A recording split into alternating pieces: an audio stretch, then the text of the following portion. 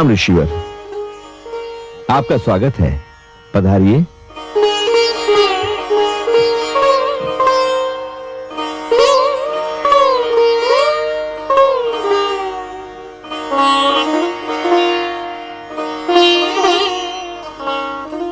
नारायण,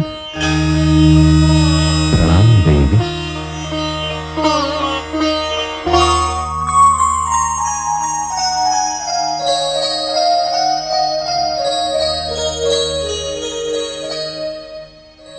अच्छा राजन, जैसी आपकी इच्छा ऋषिवर, चलिए। नारायण नारायण।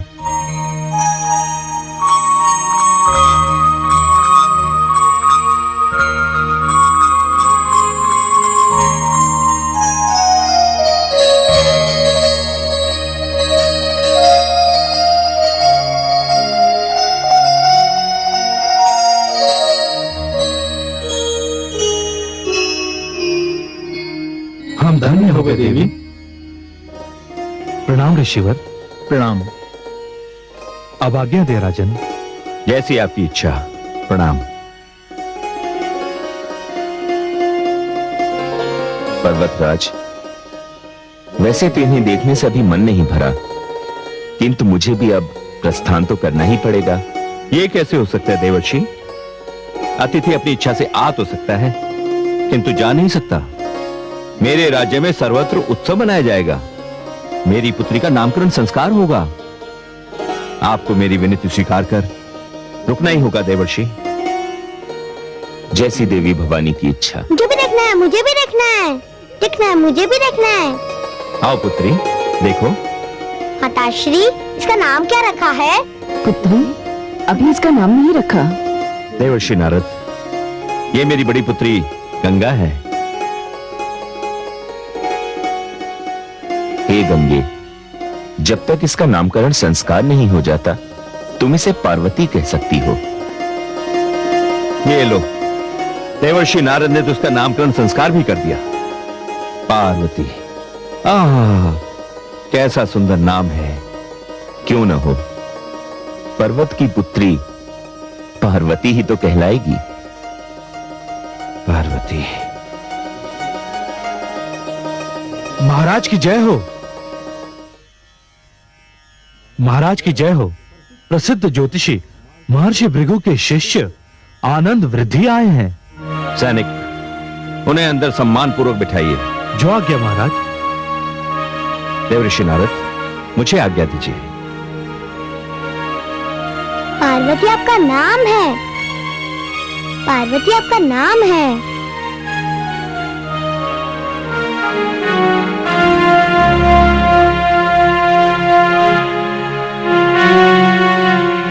ब्राह्मण देव, प्रणाम स्वीकार कीजिए। आयुष्मान भव राजन, विराजिए। ब्राह्मण देव, आप तो भली भांति जानते हैं कि मेरे घर कन्या रत्न ने जन्म लिया है। मैं अपनी कन्या का भविष्य जानने के लिए अति उत्सुक हूं। शुक्ल पक्ष द्वादशी के दिन ठीक मध्याह्न काल में कन्या ने जन्म लिया है महाराज। बस बस महाराज, मेरे लिए इतना जानना ही पर्याप्त है।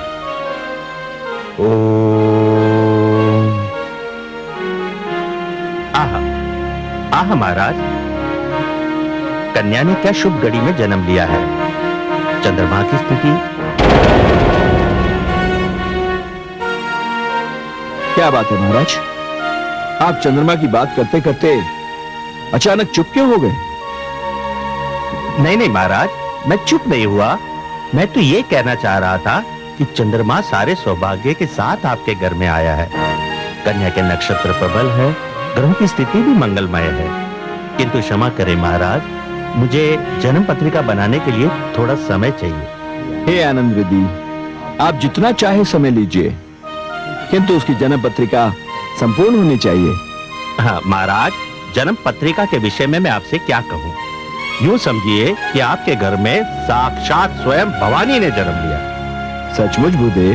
जी महाराज। महाराज, अब आज्ञा दीजिए, मैं 2 दिन के पश्चात जन्म पत्रिका लेकर स्वयं उपस्थित हो जाऊंगा। बहुत बहुत धन्यवाद ब्राह्मण देव। आयुष्मान भव। चलो शिष्य।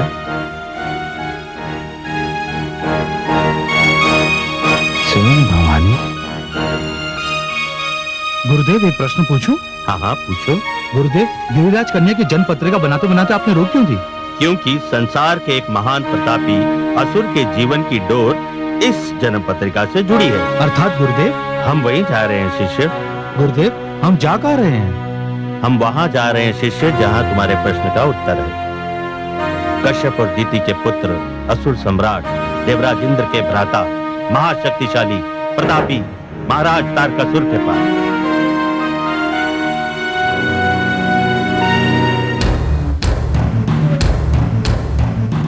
असुरलोक नरेश, महाशक्तिशाली प्रचंड प्रतापी वज्रांग पुत्र महाराज तारकासुर पधार रहे हैं।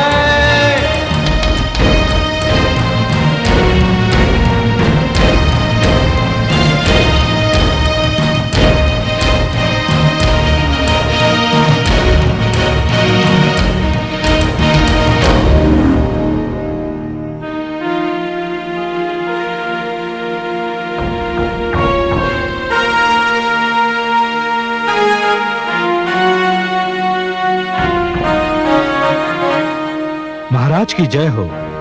एक महान ज्योतिषी भृगु संहिता के महान आचार्य पंडित आनंद वृद्धि आपसे मिलना चाहते हैं। उन्हें सम्मान पूर्वक ले आओ। जो आज्ञा महाराज।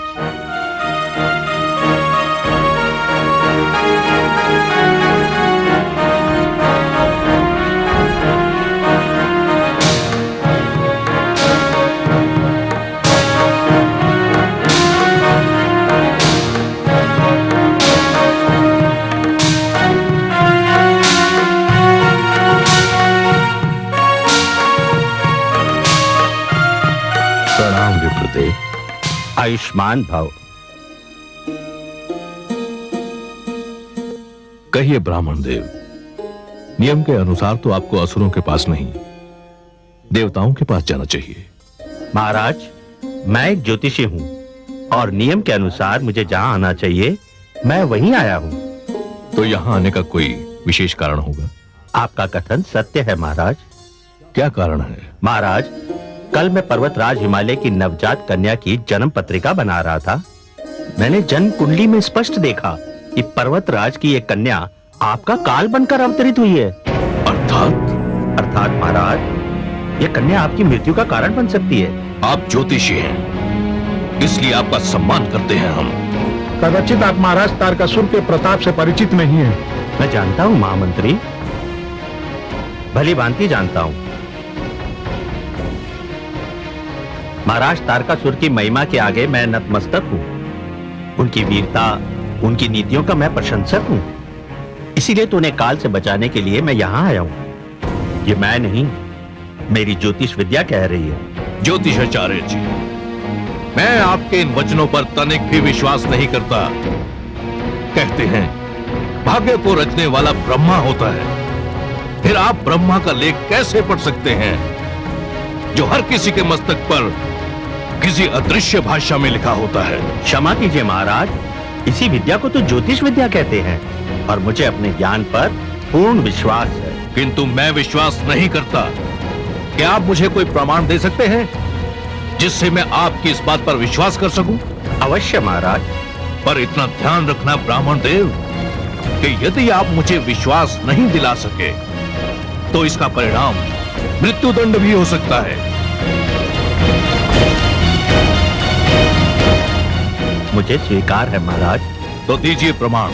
तो सुनिए महाराज, मैं अपने ज्योतिष ज्ञान के आधार पर आपको वो बात बताने जा रहा हूं जिसे केवल आप जानते हैं और कोई नहीं।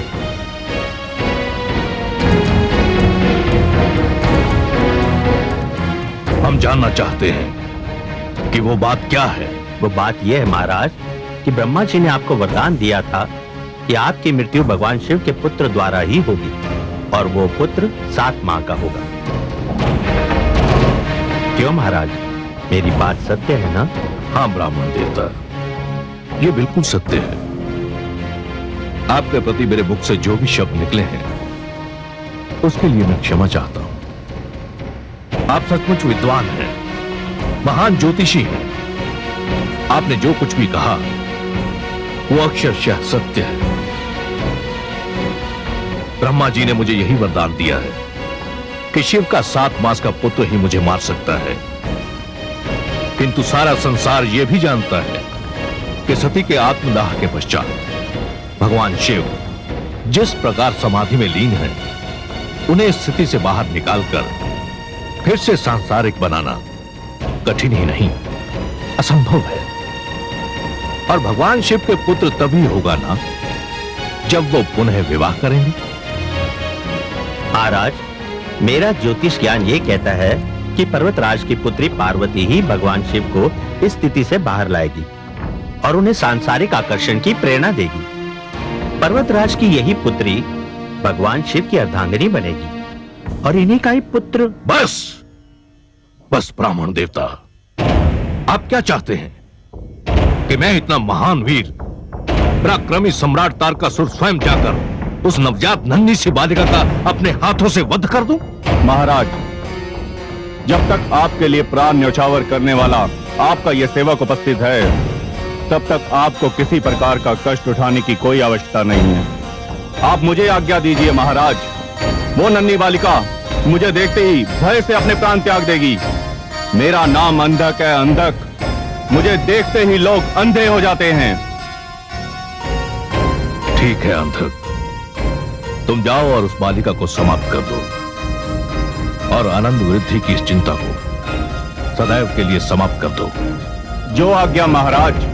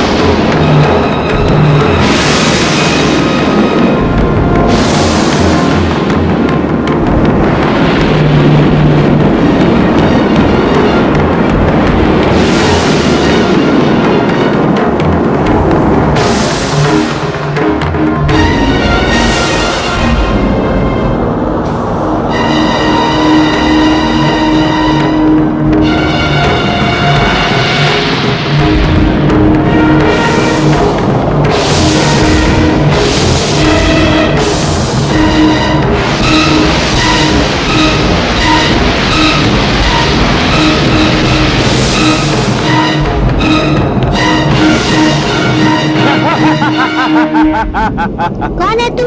मैं दैत्य अंधक हूँ। क्या तेरा ही नाम पार्वती है?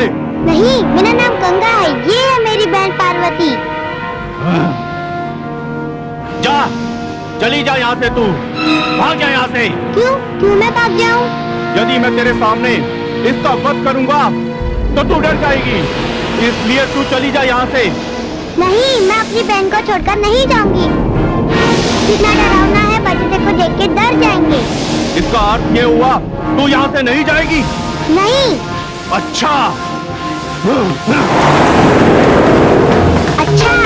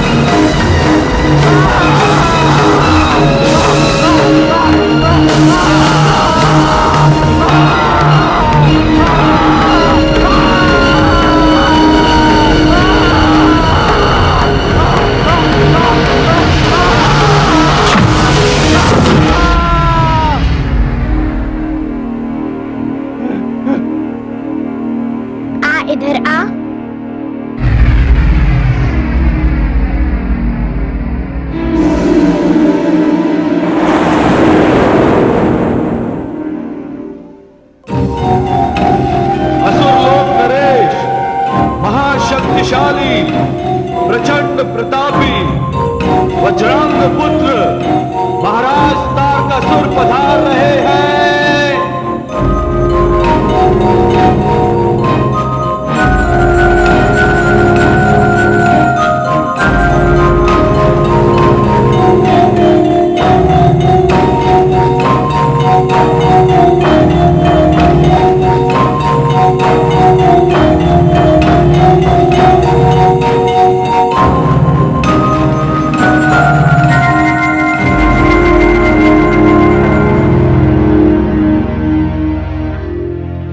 गंगा, पार्वती, गंगा मेरी पुत्री, पार्वती। गंगा, गंगा, गंगा मेरी पुत्री, तू ठीक तो है? हाँ पिताश्री, पुत्री, वो राक्षस कहाँ है? वो राक्षस था, वो तो डर के भाग गया।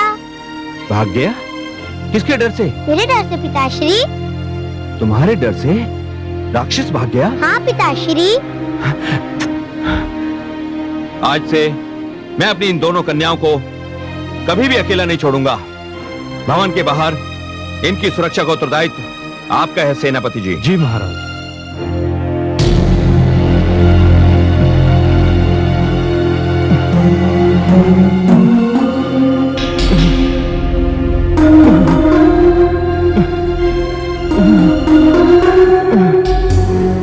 प्रणाम महाराज। ये क्या हुआ अंधक? उस कन्या का वध करने में तुम्हें कितनी चोटें आई अंधक? नहीं सेनापति जी, उस कन्या तक तो मैं पहुंच ही नहीं सका। क्या? हाँ सेनापति जी, उस कन्या के पालने के पास उसकी बड़ी बहन गंगा खड़ी थी। जब मैं उस कन्या का वध करने आगे बढ़ा तो पहले मुझे गंगा का सामना करना पड़ा और उसने मेरी सारी मायावी शक्तियों को समाप्त कर दिया महाराज। ये तुम क्या कह रहे हो अंधक? हाँ मैं सत्य कह रहा हूँ महाराज। वो मेरी ओर आगे बढ़ी तो ऐसा लगा जैसे कोई महासमुद्र मेरी ओर बढ़ रहा हो और उस समुद्र ने मुझे इतनी दूर फेंका कि मैं एक वृक्ष से जा टकराया और आगे की जो दशा है वो आपके सामने है महाराज। नहीं, ये संभव नहीं। अंधक, इस पराजय का विलाप करने से अच्छा था कि यहाँ ना आकर तूने वहीं आत्महत्या कर ली होती। महाराज नहीं, मैं तुझ जैसे कायर का महाराज नहीं कहलाना चाहता।